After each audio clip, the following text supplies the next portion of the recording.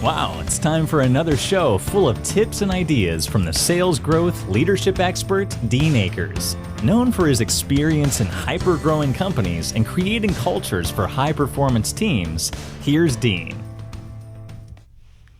Well, welcome to your Sales and Leadership Ninja Show.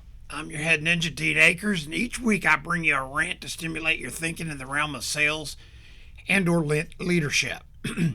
Today's show is a classic. I hear this all the time from salespeople, but this one happened last week with my wife and I thought it was so appropriate to drive a point home. And so I'm calling today's show, She Didn't Have Any Money. So I love when people give me great material on sales and or the failures that many of them have. They don't even know what happened.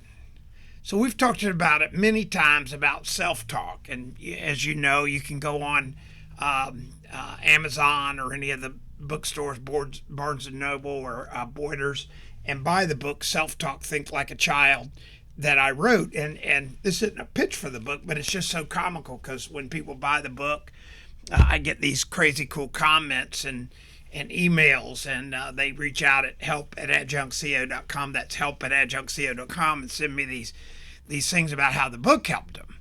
But at any rate, it's so cool to me that when people don't even really know what happens and they seem to have self-talk every day, and when I get this additional validation, I really want to bring it to all of you. So my wife wants a new car, and she asked me, she said, Dean, would you mind going with me while I look for it? Now I know she's going to make the choice. I'm riding with her. I'm not the quote guy to go and be the guy that blocks for her and stuff. She's very independent, very sharp. She can figure out what she wants, and she knows what she wants. I mean, she and I have very different taste in cars, and she's more particular about different things in her car than I am.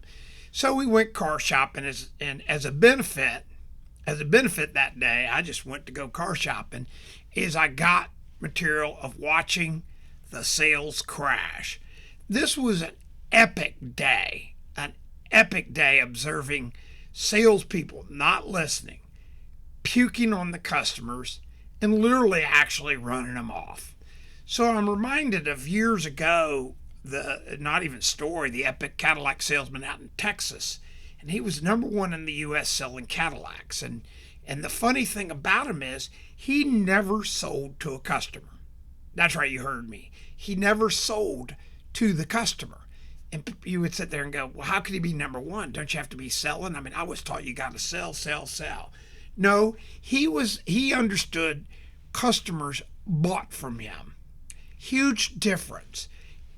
Customers bought from him. He knew what a customer wanted or listened to him. And then as he built this reputation, customers would buy from him. He never was selling to them. And he was number one in the country. And so he got customers by his customers sending customers in. And he did everything that was classic to build his business. And such things as when he sold a customer, he knew that customer had friends. So he knew he could create buzz by just being genuine with that customer. Handwritten notes, birthday cards, anniversary cards. I just made a card for our company that it's a ninja card, or a card that we send out. It just says thinking about you and your family. Very subtle. It's not like, hey, buy from us and all this other stuff. He knew that these touches would get him talked about amongst their friends. And if he sold a Cadillac to one person, what are the odds their friends might be in the same position to, quote, buy a Cadillac or want to buy a Cadillac or want to buy a car in general, which he could sell them also used cars. So we went to this dealer, and she was all set to buy a car. And I'm thinking about the Cadillac salesman. This sales guy comes out, and he's just puking all over. I mean, he's telling her about the horsepower. He's telling her about everything. She's never even asked a question. I mean, he's telling her about the door, everything. Horsepower could mean less to Michelle. Long story short is he was just puking all over him. He was clearly selling out of desperation and probably was scripting what he was told to do. This is one of the Achilles heels of so many sales managers. And if you're a sales manager, don't take this personally. But I found a lot of sales managers in my long career become sales managers because they never knew how to sell. And all they do is take their own talent of not knowing how to sell and permeate it through an organization. You have these decent sized organizations have mediocre sales results, and everybody thinks it's competition, price, blah, blah, blah, blah, blah. But we're not going there today. That's not where we're going today. This is not about sales management. So at any rate, he's puking all over him. He's selling out of desperation. He's definitely scripting what he's been told to do or how he's been told. And at the end, after doing all this, and this happened several times, she would go, well, I just don't have any money now. And so when we left, I'm sure he would walk in and tell his sales manager, man, I just spent all the time with that girl and her husband out there. They ain't have any money. I mean, I don't know what's going on. This market, it's crazy. Everybody coming here has no money.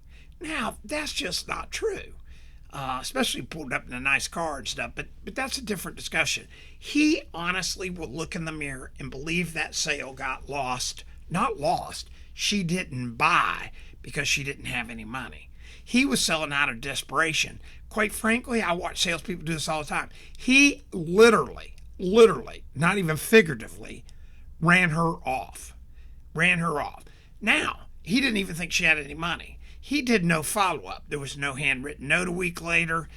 He did the classic call that his sales manager he's told to do, where he calls and goes, oh, this is so-and-so from so-and-so. I'm still here if you need a car.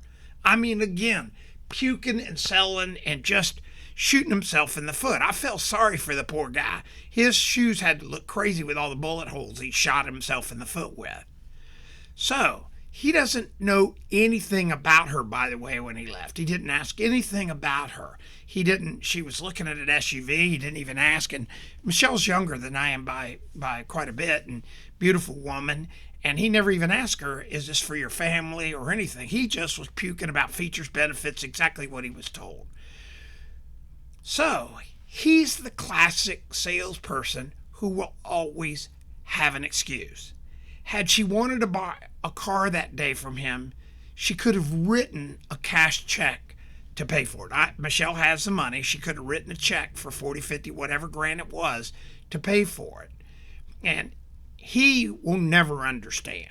He'll go to a sales meeting saying that he had 5 customers and one woman came in today with her husband and they had no money. It's just horrible out there. Not understanding how he ran her off. So, I've shared, I use recorder pens, and when I use a recorder pen, we use these ones. This happens to be one. When we use these recorder pens, when my ninjas want to, in a little funk, we use a recorder pen, or if you're doing recorded calls, 100% of the time, I've got one in my companies right now. We actually, these are transcription of calls, and what we find is every time we go back to them, we see the train wreck before the crash site. We see the train wreck before the crash site. So, if you know what the value of the customer is, that's the message. You want to take a breath, know what the customer's value is, be patient, ask questions, and then shut up. That's right, you heard me. Shut up. Don't ask run-on questions, rhetorical questions, and then keep talking after they start answering and interrupting them. I can't tell you how many people will ask a question, then interrupt them and distract them and blah, blah, blah, blah. So the message is you want to take a breath. You want to establish that customer's value. So when somebody's walking on your lot, what would your commission be worth? $2,000, $1,000, whatever that's worth. Put that in an hourly value back to your total hours or total income you want to make. If you want to make $200,000, that's $100 an hour. So when somebody walks on that lot and you know they could or want to buy a car, don't be crazy if she drives off or he drives off, just like this guy did with us, and just look at it like, wow, she had no money, blah, blah, blah. She was still worth, I don't know if he made $1,000, she's still worth 10 hours of effort.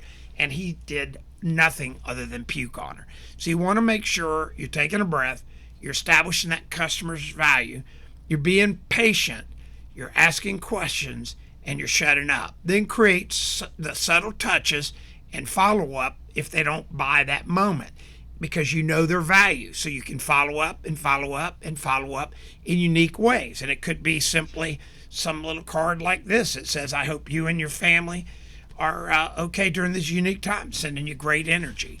You know, just subtle stuff that remind them that you're unique, And know that when you do that, most customers will buy from you and you'll never sell again. It's amazing. Have a great week and just try this and see how it works for you. I promise you results. And as my ninjas always say, as Miyagi would say, wax on, wax off. So we'll see you next week. Be safe, stay corona free, and remember, shut up, listen, wax on, wax off, and you'll be mega successful in sales. Have a great week. We hope you enjoyed this week's show. Subscribe today to our podcast and send questions or thoughts to help@deanacres.com. Also, visit us at www.deanacres.com to listen to prior shows and view helpful videos. Also, great tips to download. Thanks again. See you next week.